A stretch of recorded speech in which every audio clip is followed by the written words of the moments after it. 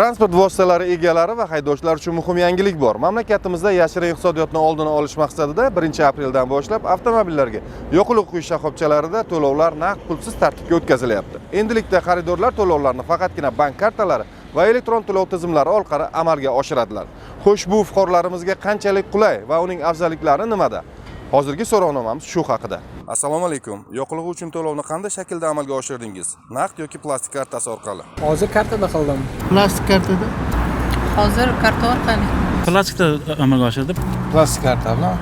Naqdda Menda o'sha onlayn to'lov bo'yicha to'layman. Har safar mana shu kelib, faqatgina onlayn to'lov. Uzkardan to'ladim. Hozir naqd qilaman. Naqd. Bank kartasi orqali. Hozir naqd. To'lovi naqd kartadan. Tez va qulay. Bank plastik kartasidan. Kartadan to'lov. Kartada To'lovni plastik yordamida amalga oshirdim. Men o'zim ko'p onlayn foydalanaman, hamma narsaga ham onlayn yaxshi. 1-apreldan boshlab to'lovlar faqatgina bank kartalari va elektron to'lov tizimlari orqali amalga oshirilishidan xabaringiz bormi? Bor, eshitdim ijtimoiy tarmoqlarda. Men uni birinchi martadan deb o'yladim. 3 kundan beri benzin qo'ymay, bugun kartaga pul tashlab benzin qo'yib kelman. Akasi 1-apreldan ekan. Xabarim bor, eshitdim. Sizdan aniq xabar bo'ldim. 1-apreldan endi mana plastik kartada deyapti. Ha, Bor. Ko'p joylarda e'lon qilishdi o'zi. Endi hozir ko'rdim. faqat kartadan bo'ladimi keyin? Yaxshi. Shunaqa. Ha, bor xabarim bor. Eshitdim, ha. Sizga qanday tartibda amalga oshirish qulay ko'proq? Oylik tushumim plastik kartada uchun plastik karta qulayroq. Naqd ham, karta ham bo'lgani yaxshi, alternativa bo'lishi kerak.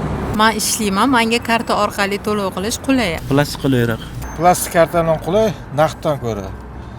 Yozda naqd pul olib bermaysiz, to'laverasiz bo'ldi. Pochka pul olib yurish shart emas. Men ko'proq mana shu onlayn to'lov orqali to'layman, chunki menga udobniyroq. Naqd oldimda olib yurmayman.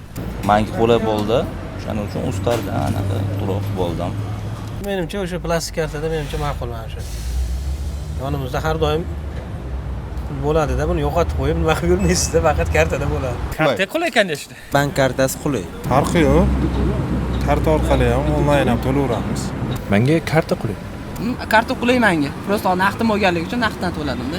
Farqi yo'q-ku, aslida endi imkoni bo'lsa plastik kartalardan to'lasa, onlayn to'lasa yaxshiroq bo'ladi deyman-da. Shunchaki pul sanab yurmaysiz.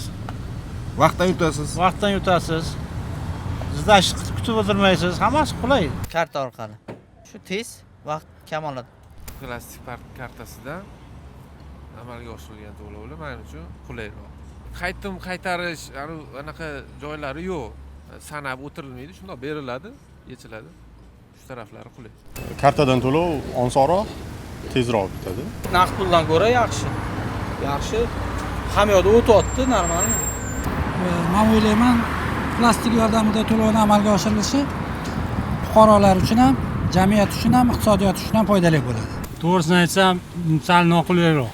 Chunki menda ko'proq naqd bo'ladi-da, kartada bir paytlar bo'lmay qolishi ham mumkin-da. Bu sizga o'xshagan odamlar uchun mana bunaqa uskunalar qo'yilyapti. Bu-chi? Bundan lekin xabarim, agar foydalanishni ko'rsatib, bir nima qilib bersalaring, foydalansak bo'ladi.